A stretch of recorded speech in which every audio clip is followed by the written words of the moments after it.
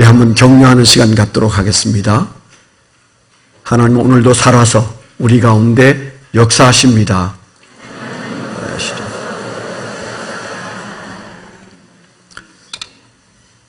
네, 일부 예배 마친 다음에 제가 잠시 계단을 올라가는데 어떤 청년이 쫓아왔어요. 목사님 오늘 3부 예배 설교하시는데 오늘 그 일부에서 하신 설교를 그대로 하실 건가요? 그렇게 물었어요.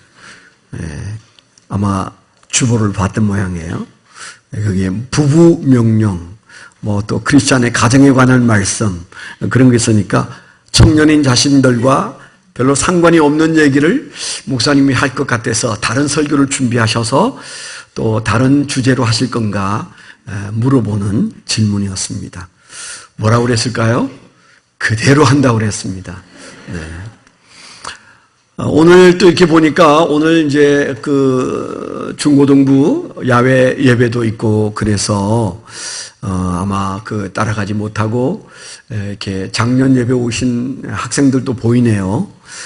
그래서 그분들에게 혹시 나하고는 상관없는 얘기다. 지금부터 졸아야 되겠다. 뭐 그런 생각을 하실까봐 아닙니다.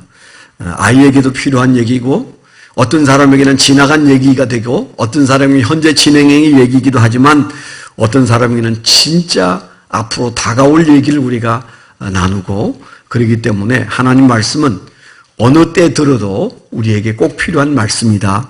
그런 생각이 듭니다. 오늘 우리가 세 번째 5월달 세 번째 주일은 크리스찬 가정 무엇이 다른가? 크리스찬으로서 우리가 가정을 꾸려가는 저와 여러분들이 기억해야 되는 말씀들을 우리가 세 번째 주까지 생각하는데 오늘은 특별히 부부가 기억해야 될 이 가정에 대한 바른 이해, 부부가 같은 마음을 가지고 같은 세상을 바라보아야 되는데 그런 측면에서 주신 말씀이에요. 제가 지난주에 얘기했나요? 오늘 같은 날은 부부가 같이 앉아서 손잡고 설교 듣는 날이다. 그랬어요. 그렇죠? 근데 부부가 앉아있는 분들을 대략 세어보니까 많지 않으네요. 네. 일부 예배 때는 부부가 왔는데 이렇게 떨어져 앉아있는 부부들이 많더라고요. 여기도 이제 떨어져 있는 부부가 들어있는데 그래도 이쪽은 좀 성적이 괜찮습니다. 부부가 붙어 앉아있는 분들이 요 앞에 몇 분이 보이시네요. 우리 박대화 집사님 부부는 방송에도 나올 만큼 좋은 부부세요. 그래서 우리 중에 모본이 되는 부부들이 들어 계십니다. 일부 예배 때 제가 발견한 사실인데요. 어떤 부부가 22년 동안 안 싸웠대요. 깜짝 놀랐어요. 제가 우리 교회에서는 제일 안 싸운 줄 알았더니 아니더라고요. 22년 안 싸웠. 근데 어떻게 22년을 안 싸웠나 그랬더니 결혼하고부터 지금까지 22년 동안 안 싸운대. 그래서 그 부부 이렇게 세워서 박수 쳤잖아요. 여러분 중에 22년 이상 안 싸우고 사시는 분, 내 남편이 죽고 없어서 22년 동안 안 싸웁니다. 그런 사람 말고 살아서 같이 사는데 안 싸우시는 분 계세요? 이혼했거나 배우자가 죽었거나 그래서 안 싸우는 부부는 아닙니다. 같이 살아도 22년 이상을 안 싸운 분이 계시다면 그 부부가 우리 교회는 제일 고수예요. 궁금하시면 저한테 물어보시면 그분이 어떤 분인지 알려드리도록 하겠습니다. 저는 18년째 안 싸우고 있습니다. 다음부터는 제가 몇 년째 안 싸운다는 얘기를 안 하려고요. 저보다 고수가 계셔서. 물론 싸우고 안 싸우는 것은 그렇게 중요한 일이 아닙니다. 얼마든지 우리가 차라리 싸우는 것이 더 건강한 부부일 수 있어요. 그러면서 부부가 더욱 더 알아가는 과정이니까 그게 대단한 일은 아니지만은 그러나 허구한 날 싸우는 부부는 조심해야 합니다. 네, 그게 문제가 있어요. 허구한 날 싸우는 부부의 첫 번째 특징은 아내가 순종하지 않는다. 언제 싸움이 벌어질까요? 우리 한국 사람들이 싸우는 가장 큰 사례는 토다는 아내, 토를 다는 아내. 찔리면 아멘 하셔야 되는데 가만 계시네. 남편이 무슨 말을 하면 꼭 토를 다는 아내. 그래서 싸움이 생겨요. 토 달지 않는 집안은 술 먹고 와서 개판치기 전에는 안 싸웁니다. 토단다는 것이 그냥 쉽게 말하면 그게 순종 안 하는 거예요. 그냥 그렇게 받아들이면 맞습니다. 좀 거북하더라도 설교 시작하자마자 속에 불을 지르냐 그렇게 생각하지 말고 토달만 하니까 토달지 내가 토를 안 달았으면 여기까지 우리 가정이 왔을까? 뭐 그런 생각을 하실지 몰라도 아닙니다. 우리 한국 사람 입장에서 아내가 남편에게 순종하지 않는 것의 가장 대표적인 것을 남편들이 하는 말이란 토다는 마누라. 토다지 마세요. 그 다음에 사실은 그 남편도 어떻게 해요? 아내를 죽도록 사랑하라고 그랬잖아요. 남편이 그렇게 사랑하고 아내가 그렇게 순종할 때 사실은 그 가정은 그때부터 평화롭게 갈 수 있는데 이게 이제 사실은 잘 조화를 맞추지 못하는 것이죠. 오늘 우리가 세 번째 생각하는 이 크리스천 가정 무엇이 다른가? 특별히 부부가 기억해야 할 말씀을 오늘 좀 나누려고 합니다. 시편 127편과 128편은 짝을 이루는 굉장히 중요한 말씀이에요. 두 편의 시지만은 이것을 붙여서 하나로 보시는 게 좋습니다. 이 시편 127편과 128편에서 가정에 대해서 말씀하시는 말씀에 아주 중요한 말씀은 하나님이 복을 주시지 않으면 행복할 수가 없다는 겁니다. 하나님이 가정에 복을 주셔야만 행복할 수 있어요. 여러분 우리가 가정을 살아가면서 남편으로 아내로 혹은 부모로 자식으로 살아가면서 요 몇 명 모이지 않은 이 가정도 행복하게 사는 것이 참 어렵다 그런 생각이 드시죠. 그게 가정입니다. 하나님이 오늘 우리에게 뭐라고 말씀하셨어요?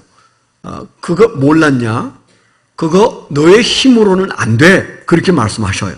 그러니까 우리 가정이 불안정한 이유는 그 가정을 무너뜨리는 작은 여우인 사탄이 역사하고 세상이 흔들어대고 구조적으로 타락한 이 세상에서는 가정이 꾸려지기가 굉장히 어려워요. 뭐라고 그랬어요? 127편 1절에 여호와께서 집을 세우지 아니하시면 세우는 자의 수고가 헛되며 여호와께서 성을 지키지 아니하시면 파수꾼의 깨어있음이 헛되도다. 너희가 일찍이 일어나고 늦게 누워도 수고의 떡을 먹음이 헛되도다 그랬어요. 세 번 헛되다고 말하는 말씀에 뭐 한다는 거예요? 하나님이 세우시는 것 도와주지 아니하시면 하나님이 지켜주지 아니하시면 우리가 수고한 것을 먹도록 하나님께서 우리 인생에 함께 주시지 않으면 이 모든 것이 헛되다. 그 말은 안 된다는 겁니다. 하나님이 안 도와주시면 안 되는 게 가정이에요. 이 심각한 얘기잖아요. 이 조그만 가정, 부부가 서로 연애하고 마음 맞추어서 결혼해서 사는데 안 될 게 뭐 있는가 싶지만은 그 가정이 꾸려지는 데 있어서 그 가정은 어렵디 어렵습니다. 근데 에덴 동산부터 지금까지 어려워요. 그게 뭐 그렇게 어려우냐 이렇게 생각하고 책임을 아내에게 전가하고 남편에게 전가하고 부모와 자식에게 전가한다면 여러분 아직 세상을 잘 모르는 겁니다. 가정도 모르면서 뭘 세상을 안다고 말할 수 있겠어요? 하나님이 어렵다고 말할 정도면 왜 어려운지 얼마나 어려운지 우리가 절감하고 이 설교를 들을 수 있어야 돼요. 정말 참 어려워요. 하나님 그 문제 좀 풀고 싶습니다. 이런 마음이 들어야 철든 사람이에요. 그런데 뭐가 그게 어려워요? 그렇게 우리가 생각한다면 하나님 말씀을 거꾸로 보고 있는 거잖아요. 너희가 세우려고 해도 세워지지 않는 게 가정이고 너희가 밤새 보초를 세워서 지키려고 해도 뚫리는 게 가정이다. 하나님이 세우시고 하나님이 지켜주셔야 우리의 이 가정이 비로소 세워지고 지켜진다. 하나님이 오래전에 말씀하셨어요. 오늘 우리가 이 말씀을 받는데 중요한 첫 번째 자세는 하나님 맞습니다. 세상의 나라를 운영하는 것보다 어려운 게 가정입니다. 하나님 도와주셔야 합니다. 하나님이 세워주셔야 하고요. 하나님이 지켜주셔야 합니다. 그러지 않으면 저나 제 아내의 힘으로 이 가정을 이끌어갈 수가 없습니다. 우리가 이런 겸손한 고백이 있어야 길이 보인다고요. 이 마음을 가지고 계시면 아멘 하십시오. 네. 믿지 않는데 길이 열리진 않아요. 하나님이 하신 말씀에 대해서 전적 동의를 하셔야 하나님이 그 다음 단계를 우리에게 허락하신다는 것을 여러분 기억해 주시길 바랍니다. 오늘 말씀에 분명히 하신 말씀, 가정이 불안정하다. 그건 우리 책임이 아닐 수도 있어요. 에덴 동산에서도 두 사람은 잘 살았어요. 행복했어요. 그런데 그게 마귀가 나타나니까 그만 부부는 서로를 원망하면서 마음의 상처를 주지 않았겠습니까? 그래서 우리의 두 사람의 의지와 달리 환경은 우리 가정을 산산조각 낼 수 있습니다.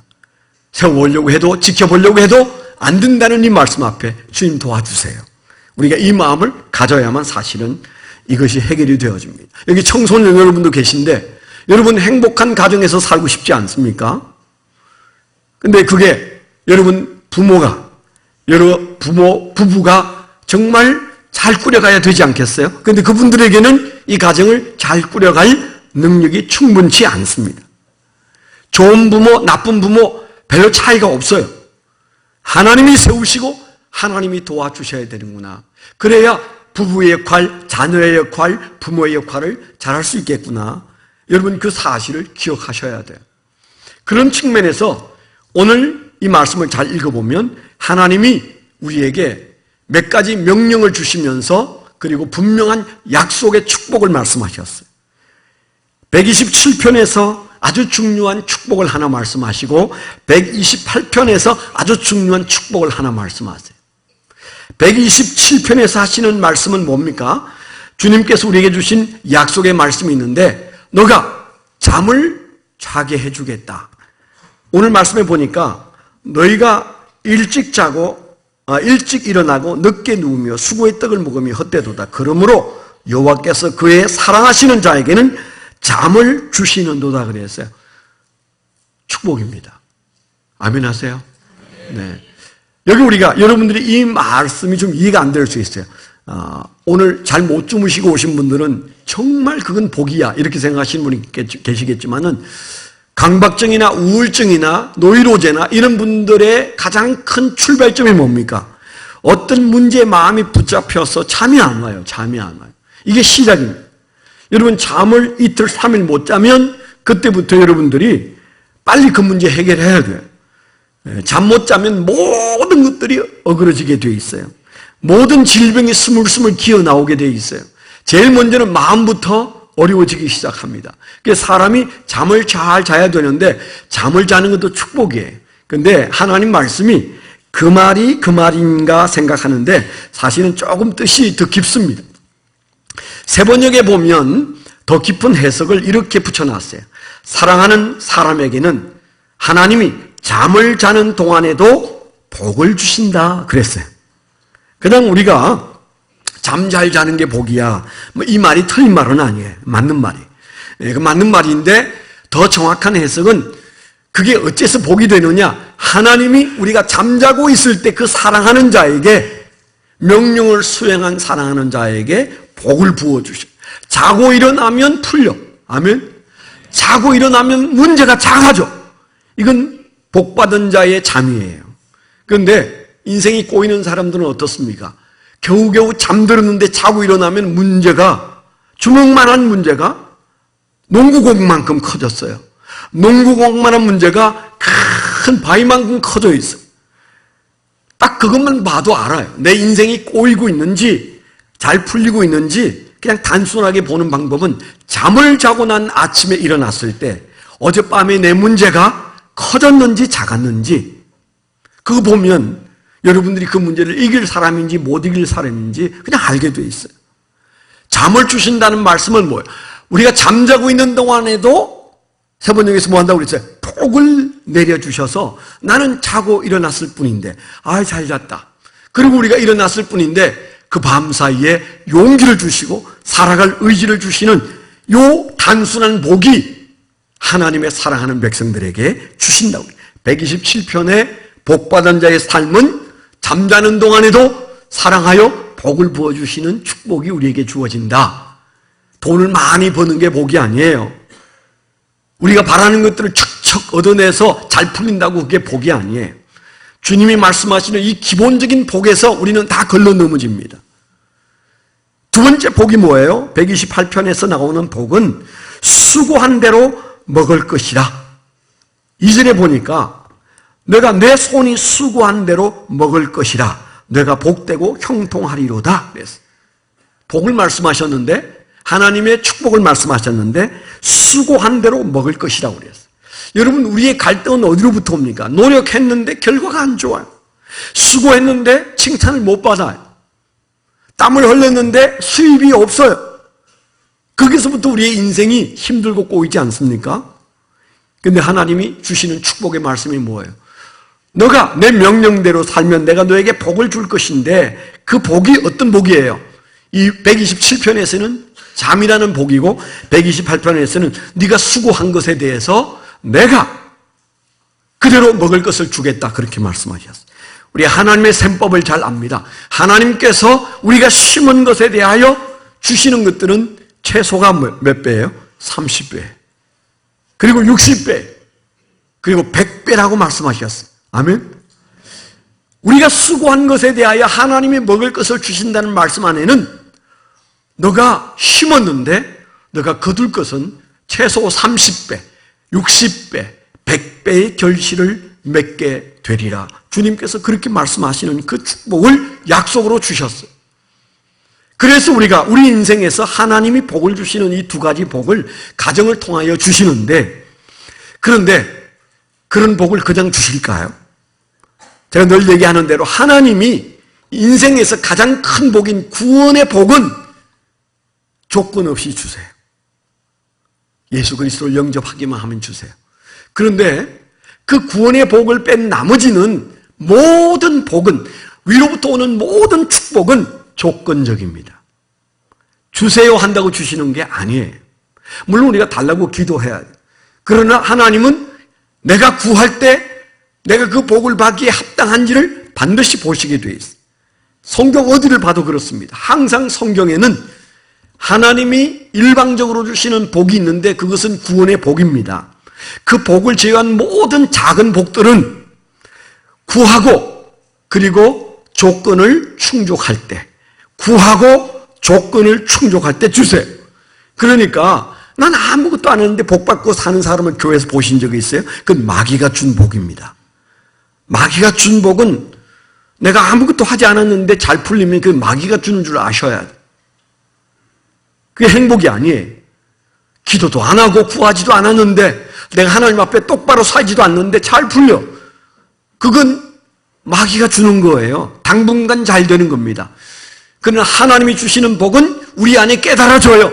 내가 구했고 그리고 주님의 요청에, 요구에, 주님의 조건에 어느 정도 내가 부응하고 있을 때 그게 맞추어서 주님께서 복을 주시는 겁니다.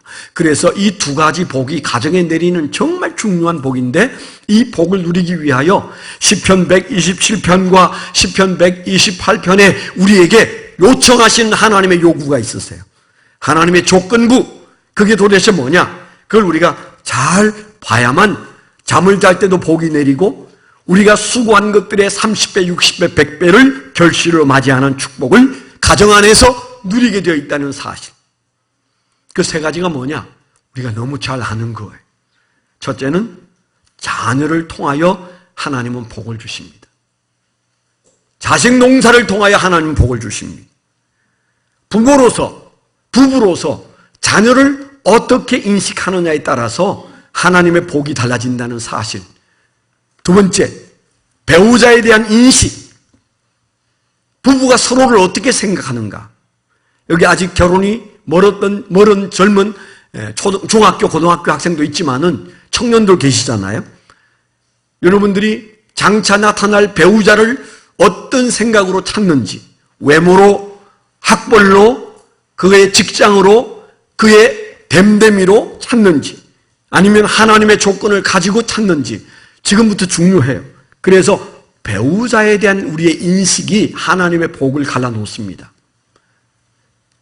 세 번째는 하나님에 대한 인식이에요. 하나님에 대한 인식. 하나님을 어떻게 대하면 이 복들을 누리게 되는가? 그걸 얘기하고 있어요. 가정 안에서 우리가 누릴 잠과 수고의 대가를 먹는 이 축복의 중요한 세 가지 조건.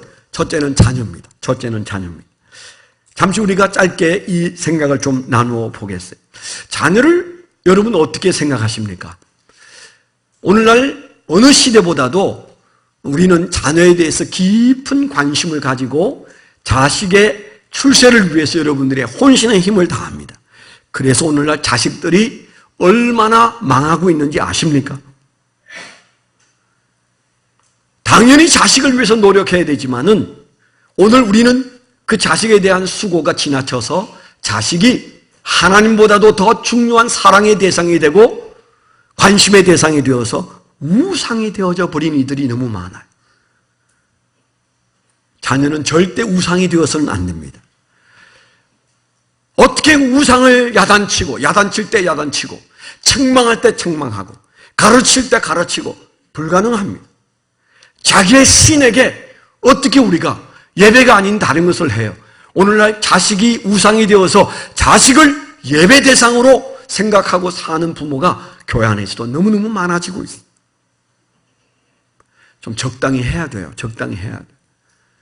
나는 자식에 대한 지나친 관심과 열정으로 상담학자나 심리학자가 보면 애착관계에 빠져있지는 않은가 잘 돌아봐요. 어떤 자녀 교육을 가르치는 전문가가 그랬어요. 한국 사람들의, 특별히 여성들의 80%는 자식과 부모 사이에 애착관계에 들어가 있다고 그랬어요. 우리가 그냥 일상으로 애착이라는 말은 좋은 말이에요. 근데 심리학자가 말하는 애착은 병입니다. 병. 그러니까 뭐예요? 심리학자가 볼 때는 한국의 여성들의 대부분은 정신적으로 질환을 앓고 있다. 자식들에게 마음이 뺏겨서 아무것도 제대로 못해. 그걸 애착관계라고 말하는데 제가 오늘 애착관계를 설명할 시간이 없으니까 여러분 그냥 그 단어만 기억해 놓으세요. 그리고 여러분들이 여기저기 좀 찾아보시면 요즘에는 얼마나 핸드폰 하나만 있으면 제 말이 무슨 말인지 다 알아볼 수 있어요. 심각해요. 80%는 그 집안 다라는 말입니다. 애착관계에 들어가면 그때부터 교육은 의미가 없어져요. 자식은 그 엄마의 생각을 다 읽어내요. 내가 어떻게 해야 빼낼 수 있는지를 알게 되고요. 그리고 자식 앞에 부모는 눈이 점점 멀어지고 그래서 맹목적인 사랑을 베풀다가 우리 욕구 충족이 자식들에게서 이루어질까요? 내가 원하는 대로 자식이 살아주고 내가 원하는 대로 자식이 되어질까요? 안 됩니다. 그리고 설사 그게 된다고 하더라도 그 자식이 정말 잘 되는 것일까요? 그렇지 않다는 사실을 우리가 우리 주변을 돌아보면 잘 알지 않습니까? 그래서 우리가 성경이 말하는 자녀 이해를 해야 되는데 오늘 성경에 뭐라고 그래요? 자식은 첫째 뭐라고 그랬어요? 하나님의 기업이라고 그랬어요. 하나님의 기업이라. 뭐라고 그랬습니까? 오늘 말씀 보니까 3절에 보라 자식들은 보라 그랬어요. 정신 차리고 똑똑히 보라 그 말이에요. 보라 자식들은 뭐예요? 여호와의 기업이라고 그랬어요. 하나님이 지금 사업하고 있어요. 우리 가정에 자식을 보내가지고 하나님의 사업을 시작했어요. 그게 우리가 끼어들어서 내 사업점으로 생각하거나 그냥 내 마음대로 내 새끼니까 개를 키우듯이. 네? 어제도 제가 설교 준비하다가 좀 답답해서 공원을 나갔어요. 아이고, 온통 개판이었어요. 근데 2마리 개 키우는 사람은 또 왜 그렇게 많아요? 에? 끙끙거리면서 2마리를 끌어안고 어쩔 줄 몰라 하고 또 1마리는 저리 가려고 하고 1마리는 저리 가려고 해요. 그래가지고 그냥 막 끙끙거리는데 아유, 저 고생 왜 할까? 그런 생각이 들었는데 개 가진 분 용서하십시오. 제가 개를 싫어해서가 아니에요. 저는 개를 어렸을 때부터 너무너무 좋아합니다. 제가 싫어하는 게 아니고 제 아내가 싫어합니다. 그런데 제가 개를 아주 좋아하면서도 좀 뭔가 마음에 개를 너무 저러는구나. 저러다가 전쟁 나면 어떻게 잡아먹지? 그런 생각이 든다니까요. 어느 정도 개를 사랑해야 돼. 죄송합니다. 우리끼리니까 비상식량 정도로 생각해야 네. 잘 키워서 때가 되면 잡아먹어야 돼. 제가 빈말이 아닙니다. 성경시대 하나님의 백성들에게도 전쟁이 일어나서 하나님 앞에 밉보이니까 그들이 성 바깥으로 나가지 못해서 제비 뽑아서, 오늘은 우리 자식 뽑아서 잡아먹고 내일은 다시 제비 뽑아서 다른 사람 자식 잡아먹는 일이 있었다고 성경에 기록되어 있지 않습니까? 하나님 믿는 사람들도 자식 잡아먹을 수밖에 없는 상황이 하나님의 백성들 안에서도 일어났어요. 이 흉측한 일이 성경 안에 있다고요. 우리가 그 정도 타락할 수도 있어요. 그 정도 조급해지면 무슨 짓을 할지도 모르는 인간들이에요, 저희가. 그렇기 때문에 우리가 조심해야 되는데, 우리가 개를 키우는 것과 자녀를 키우는 것이 분간이 안 되는 것도 문제고, 자식들을 대할 때 내 새끼라고 생각한 나머지 하나님의 기업이라는 사실을 잊지 못하는 그리스도인들은 예수 안 믿는 사람과 자녀 양육에 다를 게 없습니다. 그래서 우리는 쉽게 애착관계에 들어가서 자식에게 마음이 뺏겨가지고 불행해지는 겁니다. 적당히 하라는 얘기가 아니에요. 우리는 하나님께 받은 그 자식을 뭐예요? 하나님의 기업으로, 하나님이 이 자식을 통하여 모종의 사업을 하시는구나. 하나님의 사업을 우리가 잘 수동 들어서 이루어 드려야 되는구나. 이 자식을 통하여 하나님이 하시고자 하시는 일이 무엇인지 겸손하게, 내가 낳은 자식이기 전에 하나님이 내게 보내주신 자식, 우리 가정에 보내주신 자식, 하나님의 뜻대로 하나님의 기업을 이루어야 된다는 마음을 가지고 그 자식을 바라봐야 됩니다. 그 마음을 가지면 자식이 좀 빗두르 가도 우리가 너무 걱정할 일이 아니에요. 하나님에게도 책임이 있어요. 하나님이 간섭하실 거예요. 어느 날 모니카가 앰브로스에게 찾아와서 물었다고 그랬잖아요. 내 자식이 지금 타락의 극치를 달리고 있습니다. 티네이저에 벌써 사창가에서 만난 여자와 아이를 낳고, 그리고 밀교에 빠지고, 내 자식이 정말 부끄러운 삶을 살고 있는데, 내가 이렇게 오랫동안 기도했는데 도대체 내 자식 언제 하나님이 돌이켜 주실는지 모르겠다고 눈물을 흘리니까, 어머니의 기도는 망하지 않는다. 자식이 반드시 돌아오게 되어 있다. 앰브로스가 그렇게 말했어요. 그가 돌아가서 하나님 앞에 그 희망을 가지고 기도했어요. 인간이 생각할 때는 타락의 극치로 내려가고 다시는 돌아올 수 없는 그 아들이 어느 날 돌아와서 성자가 되었어요. 그 사람이 어거스틴입니다. 아구스티누스. 어거스틴이 바로 그 사람. 왜 그렇습니까? 어거스틴은 그 의미의 자식일 뿐만 아니라 하나님의 자녀예요. 아멘? 그래서 하나님이 우리보다 더 많은 관심과 우리가 방해만 하지 않는다면 하나님은 우리와 함께, 하나님께서 짐승으로 만든 인간 아닌 자유의지를 가진 인간을 이 세상에 내시고 돌고 돌아서 하나님의 기업으로서의 사명을 감당하게 만들어 주실 것이라는 믿음을 가지고 하나님과 함께 자식을 하나님의 기업으로 키우면 하나님께서 그 자식을 반드시 아름답게 만들어 주실 줄 믿습니다. 우리가 흔히 그렇게 말하잖아요. 이 세상에는 문제아는 없다. 문제 부모만 있을 뿐이다. 그렇게 말하잖아요. 참 듣기 싫은 말이에요. 그렇죠? 내가 얼마나 애써서 키웠는데 그 자식의 잘못을 온팍 내가 들고 써야 된다고. 문제아는 없다. 문제 부모만 있을 뿐이다. 그 말은 좀 우리가 좀 지나친 말이라고 생각하지만, 그러나 우리가 한편 그 말을 한 사람들이 뭐라고 그런 말을 합니까? 누구에게나, 어린 아이에게는 사랑이 채워져야 하는 정서 탱크를 가지고 있는데, 문제를 일으키는 성인들의 100%는 청소년기 아니면 더 어렸을 적에 그들이 채워져야 하는 정서 탱크에 사랑을 다 채우지 못하면 비어있는 만큼의 문제가 반드시 생긴다 그랬어요. 맞는 말이에요. 모든 사람은 정서 탱크를 가지고 있습니다. 그래서 그 정서 탱크에 사랑이 가득가득 채워져야 되는데, 가능하면 어렸을 때 채워져야 합니다. 그러면 그때부터 사춘기 없어요. 그때부터 문제 일으키지 않습니다. 그게 채워지기 전에 티네이저가 되니까 세상이 거꾸로 보이기 시작하는 거죠. 제가 늘 얘기하잖아요. 성경에 사춘기 때는 이렇게 고치라. 성경에 없어요. 성경에는 사춘기가 안 나와요. 하나님이 몰랐을까요? 초대교회 그리스천들이 사춘기의 자녀들을 안 키웠을까요? 그들도 다 자녀를 키웠습니다. 아주 지난한 환란의 삶을 살았어요. 그런데 그들은 사춘기의 자녀 때문에 골모를 앓지 않았어요. 그들은 그 사춘기를 아주 지혜롭게 잘 지나가게 하고 잘 지나갔기 때문일 거예요. 세계에서 가장 사춘기를 덜 앓는 민족을 아시죠? 사춘기를 가장 가볍게 지나가는 민족이 이스라엘 사람들이. 그 원인을 좀 생각해 보셔야 돼요. 뭐 다는 아니겠지만은 이스라엘 사람들은 세계에서 지금도 가장 사춘기를 덜 힘들게 지나가고 있어요. 어쩌면 우리 한국 사람은 사춘기를 가장 힘들게 지나갈지도 몰라요. 몸살을 앓고 죽기 직전까지 갔다가 올지도 몰라요.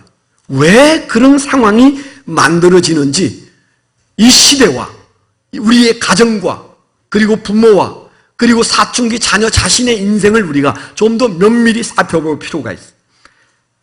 그들이 채워져야 하는 사랑의 탱크에, 정서적 탱크에 가득가득 사랑이 채워지면 다른 문제들은 훨씬 관용적이고 여유롭게 지나갈 수 있는데 우리는 미래의 그들을 위해서 막 몰아붙이다가 그들을 사랑해 줄 때, 그들을 덩둘겨 주어야 할 때, 그들과 함께 밥을 먹어야 할 때, 그들과 함께 산책을 해야 할 때, 그들과 함께 인생을 논해야 될 때 우리는 공부 때문에 그거 다 놓쳤어.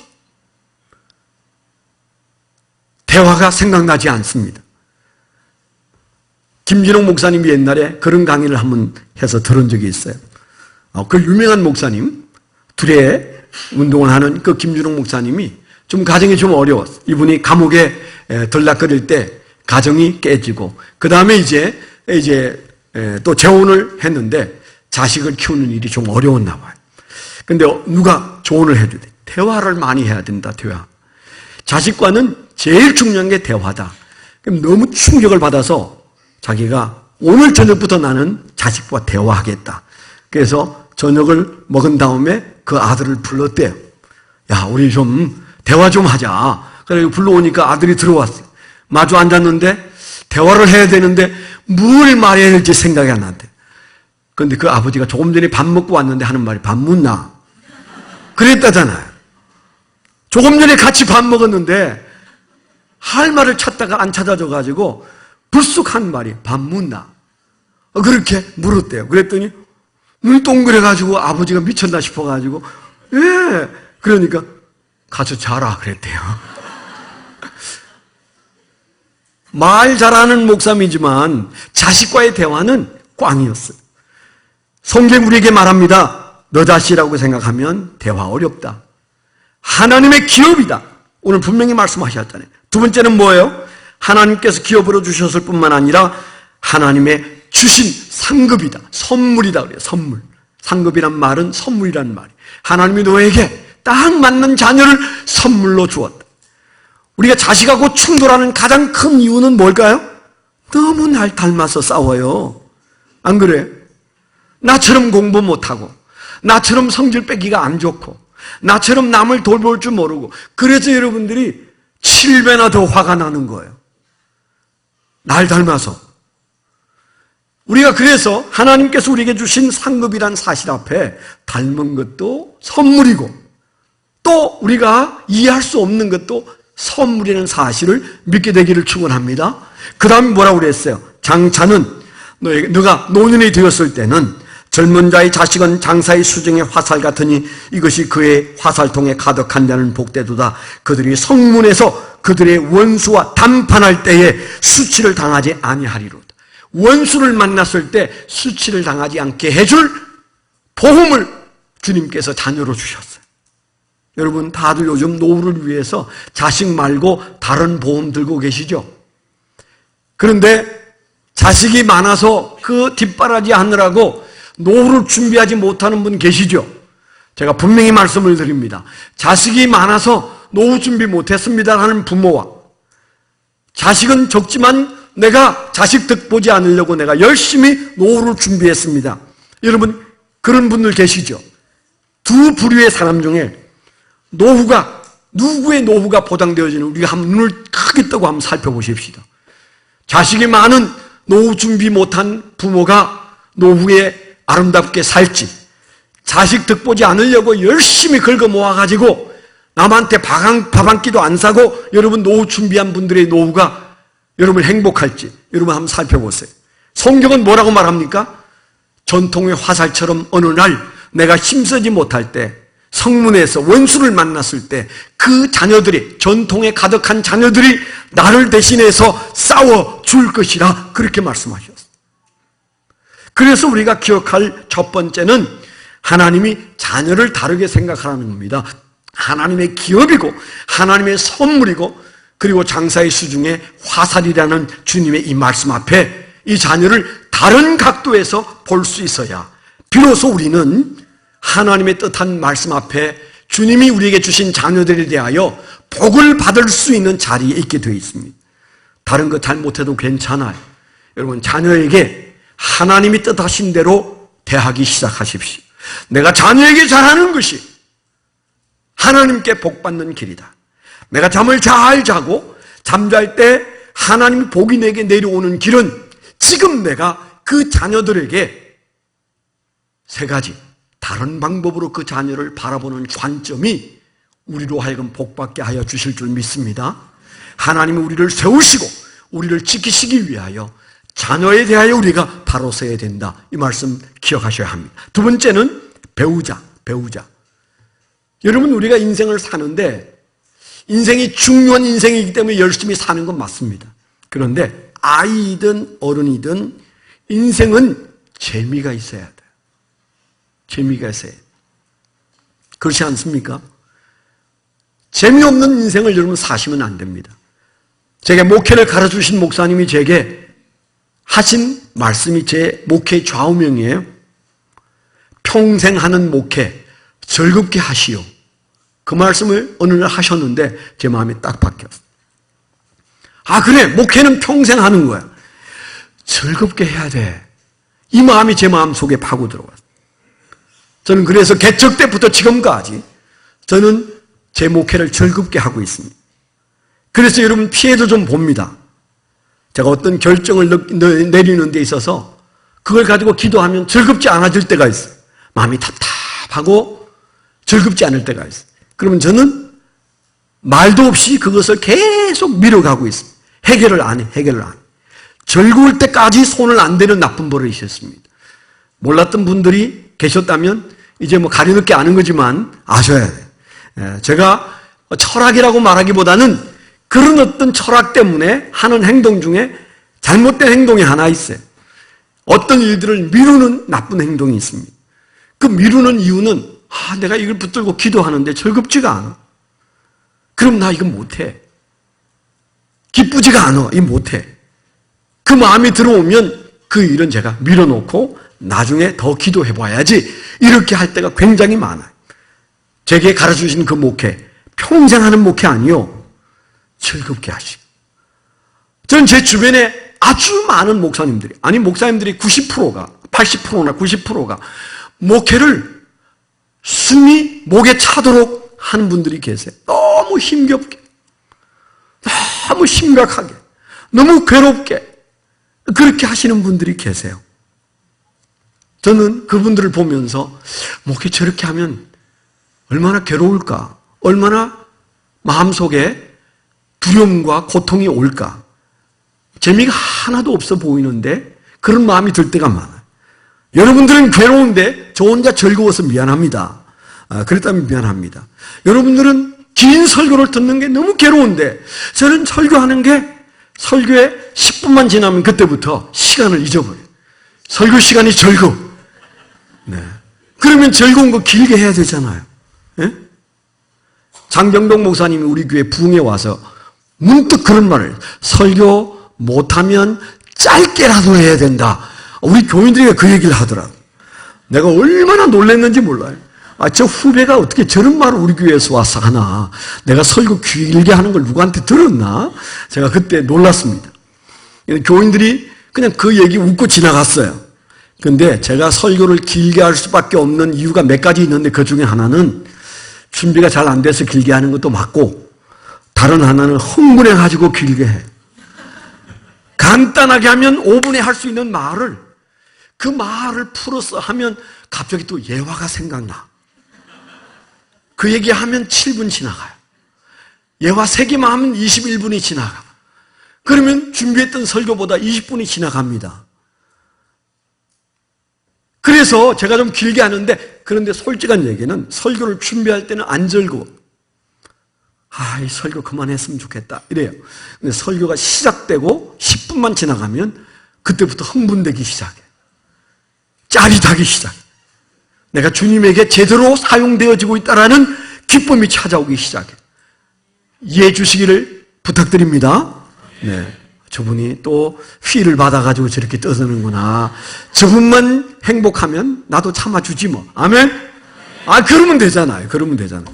저분이 지금 행복한가 봐. 제가 울상을 하고 막 화가 나가지고 길게 설교한 적 보신 적 있습니까? 없습니다. 저는 기분 좋을 때 길게 해요. 그래서 지금 기분이 막 좋아지고 있습니다. 배우자에 대해서 할 말이 굉장히 많아지고 있어요. 근데 그만해야 될 것 같아요. 여러분, 배우자의 관계가 뭔지 아세요? 성경이 말하는 배우자의 관계가 뭔지 아세요? 가장 즐겁고 재미난 관계. 이 세상에서 가장 나를 즐겁고 재미나게 만들어주는 대상이 뭔지 아세요? 자식 아닙니다. 부모 아닙니다. 직장 동료 아닙니다. 높은 자리 아닙니다. 돈 아닙니다. 하나님이 말씀하시는 가장 즐겁고 재미난 대상은 배우자예요. 배우자예요. 제가 좀 풀면 얘기가 길어지는데 짧게 풀어볼게요. 오늘 말씀에 보면 시편 128편에 이상한 말씀이 나왔어요. 3절에 보면 내 집 안방에 있는 내 아내는 결실한 포도나무 같으며, 그렇게 신앙. 너의 아내는 누구냐? 결실한 포도나무다. 더 정확하게 세번역을 읽으면 결실한 포도나무에서 나오는 포도다 그랬어요. 그 아내는 포도를 계속 너에게 공급한다고 그랬어요. 이스라엘 백성들에게 가장 즐거운 게 뭘까요? 식탁이에요. 식탁. 우리도 그렇죠. 먹는 거 엄청 좋아하는 나라가 우리나라입니다. 제가 전 세계를 몇 바퀴 돌아봤는데 음식점이 많은 나라는 대한민국밖에 없어요. 일본도 안 그렇고 어디도 안 그렇고. 우리는 그냥 제가 사는 동네에 산책을 하면, 어제도 산책하면서 여기에 있는 이 음식점 다 맛있다고 써 있는데 내가 죽기 전에 이 집을 다 가볼 수 있을까? 그런 생각이 들어요. 맛있다니까 가봐야 되잖아요. 너무 많아. 한편 걱정은 뭐예요? 저 사람 중에 몇 사람이나 망해서 나갈까? 이제 그런 걱정도 없고 안 해도 되는 걱정을 하게 되는데요. 이스라엘 사람들도 음식을 참 즐거워하고 그렇습니다. 그런데 그 음식에서 절대 빠지지 않는, 이스라엘 사람들이 가장 좋아하는 게 양고기인데 그 양고기를 먹을 때 절대 빠지지 않는 게 있는데 그게 뭘까요? 포도주예요. 포도주예요. 아이든 어른이든 그들은 혀에다가 포도주를 딱 휘감아 놓고 그 다음에 음식을 먹습니다. 그러면 막 그 맛이 7배나 좋아진대요. 또 돌아가서 또 포도주 마실라. 우리나라 포도주는 제가 말하는 포도주 좀 다릅니다. 수요일 저녁에 와보시면 송찬식 할 때 드시는 포도주 있죠. 그 정도의 도수가 딱 좋아요. 자식들도 함께 먹을 수 있는 포도주는 독주가 아닙니다. 그런데 우리는 시중에 파는 포도주는 그냥 작은 컵 한 잔만 먹어도 여러분 차 몰고 나가면 안 될 정도예요. 그런데 이스라엘 사람들은 아이도 어른도 다 살인문을 열어놓고 이제 잔치한, 특별히 그들이 금요일 저녁에 안식일이 시작되는 날 살인문을 딱 열어놓고, 왜 열다고 그랬어요? 우리가 지금 파티를 시작했어요. 누구든 배고프신 분은 오셔서 함께 하십시다. 그래서 문을 열고 먹습니다. 그리고는 온 가족이 둘러앉아서 포도주를 홀짝홀짝 마시면서 양고기를 떴습니다. 그게 금요일 저녁 그들의 대표적인 식사라고 그러잖아요. 그러니까 무슨 얘기하는 거예요? 포도 이 얘기는, 결실한 포도 이 얘기는 가장 큰 즐거움을 상상하게 만들어요. 그 가정의 배우자는, 아내와 남편의 사이는 인생을 살아가는데 마치 그 포도주처럼 가장 맛깔스럽게 만들어주는 대상입니다. 예수 믿는 여러분, 부부가 즐거워야 하고 부부가 재미있어야 합니다. 아멘? 우리가 그게 안 되니까 다른 것으로 허겁지겁 우리가 달려가서 즐거움을 찾으려고 해서 그저 동창 만나고 취미생활하고 개 끌고 다니고 죄송합니다. 아니라니까.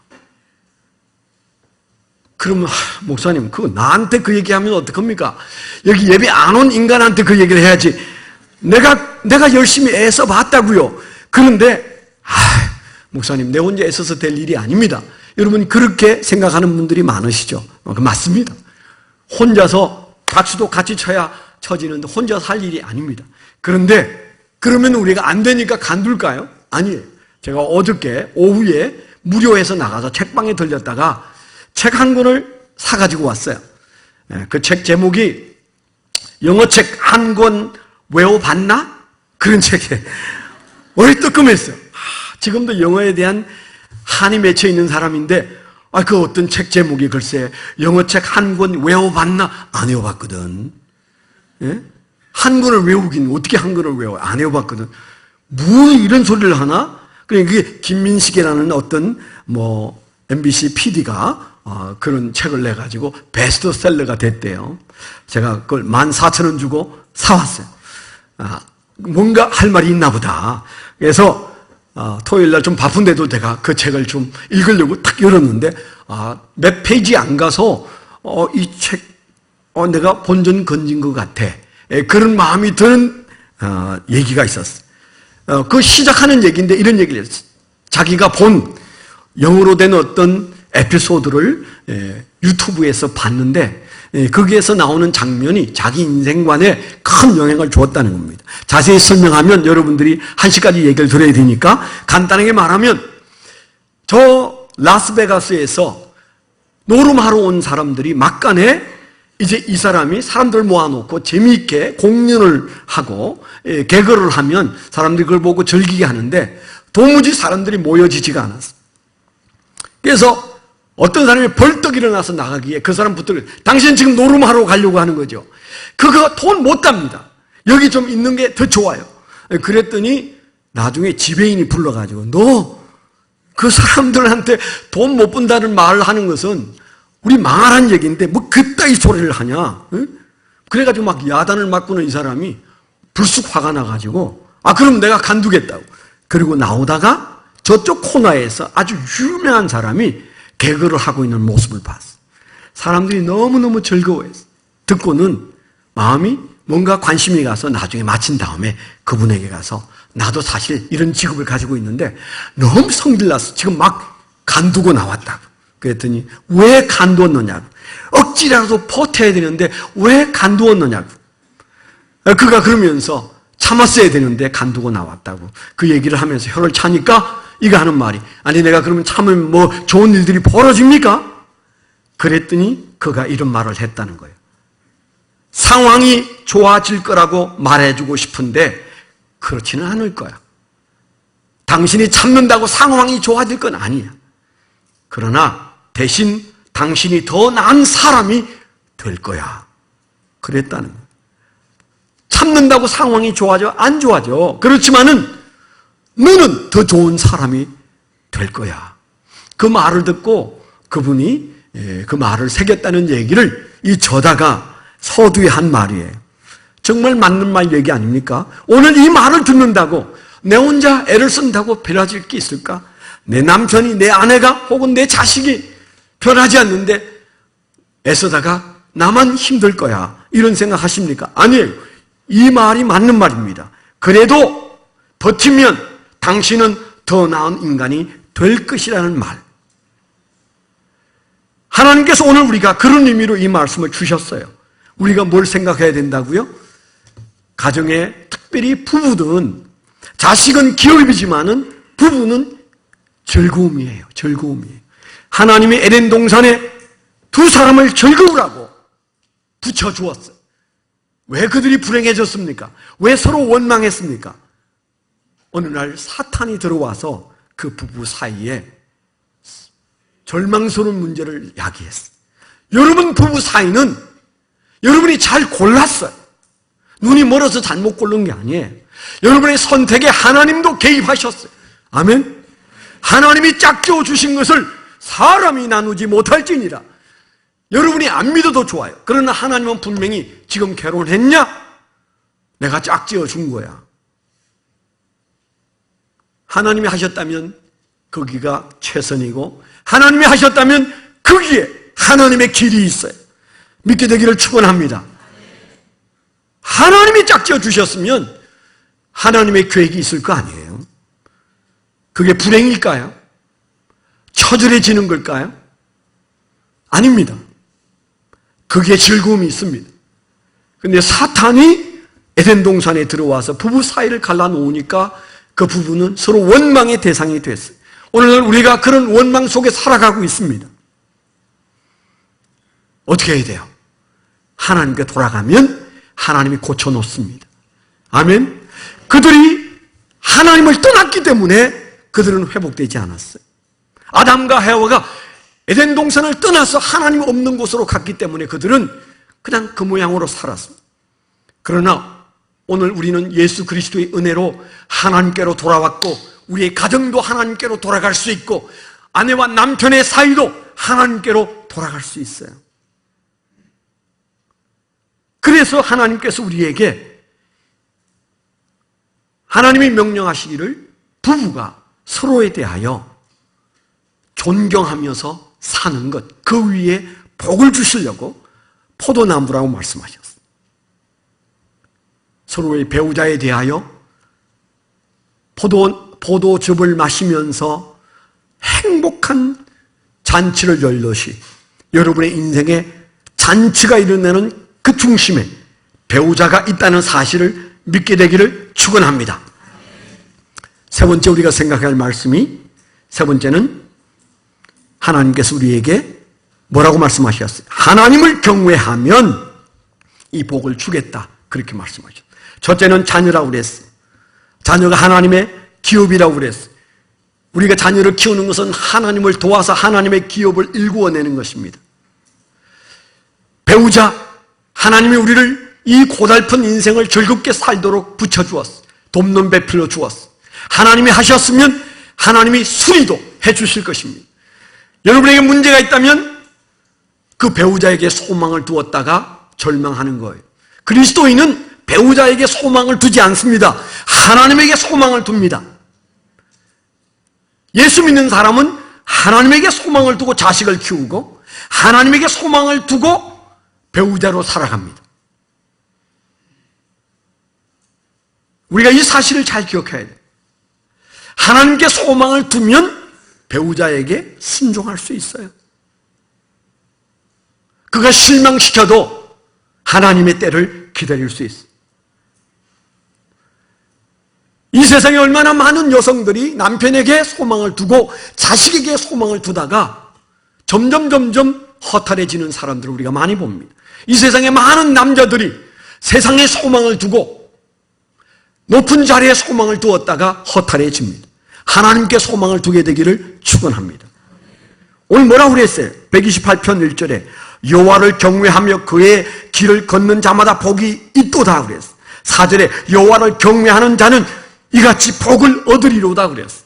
127편 1절에 여호와께서 집을 세우지 아니하시면 세우는 자의 수고가 헛되다고 말씀하시고, 여호와께서 성을 지키지 아니하시면 파수꾼의 깨어있음도 헛되다고 말씀하셨어요.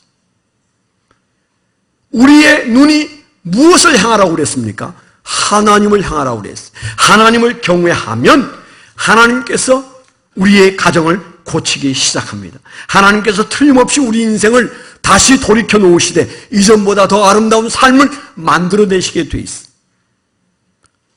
5월이 찬습니다. 이 5월달에 하나님 우리의 가정을 다시 면밀히 살펴보고 계실 때 하나님이 주신 가정을 저는 잘 섬기지 못했습니다. 그러나 주님 이 5월달에 저부터 변하게 해주십시오. 주님이 말씀하시는 그 복을 내가 먼저 받고 나를 통하여 내 배우자와 그리고 내 자녀에게로 이 축복이 흘러가게 해 주옵소서. 주님이 약속하신 잠자는 동안에도 복을 부어주시고 우리가 심으면 30배, 60배, 100배로 얻게 하신다는 주의 약속이 이루어지게 해달라고. 이 5월달에 우리가 늦기 전에 기도하면 주님께서 응답하여 주실 줄 믿습니다. 기도하겠습니다. 은혜로 오신 아버지 하나님 감사합니다. 오늘도 하나님께서 우리에게 은혜를 베풀어 주셔서 주님의 은혜 가운데 우리가 가정을 돌아보고 우리의 처지를 돌아보고 하나님께서 우리에게 베푸신 놀라운 가정의 비밀을 생각하게 하여 주셨습니다. 사탄은 이 땅의 이 시대의 가정들을 무너뜨리는데 쾌재를 부르고 있습니다. 진화론이 우리의 가정들을 무너뜨리고 이 세상의 헐리우드가 우리의 사고를 짓밟아 하나님 중심의 사고를 무너뜨리고 이 땅에 만연한 포스트 모더니즘 사고가 자기중심적이고 사람이 신이라고 말하며 이 세상을 휘젓고 있는 사이에 가정들이 피폐하고 무너지고 사탄의 발 아래에 있습니다. 믿음의 가정들을 주여 일으켜